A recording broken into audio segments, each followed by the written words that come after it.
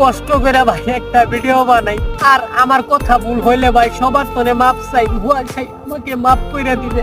Hello guys, একটা friend আমার video সামনে ঘুন্দুরি দান, এই ঘুন্দুরি দান কাটবো, কালকে দিন পরে আমি কাটবো। ধানটা কাটার পর সিদ্ধ করবো, তারপরে ভাঙ্গাবো, তারপরে পোলাও চাল খাইতে পারবো।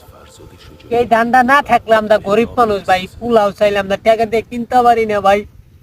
কষ্ট করে ভাই একটা ভিডিও বানাই, আপনাকে সাপোর্টের কারণে দয়া করে একটু লাইক ও ফিলিং শেয়ার করে দেন।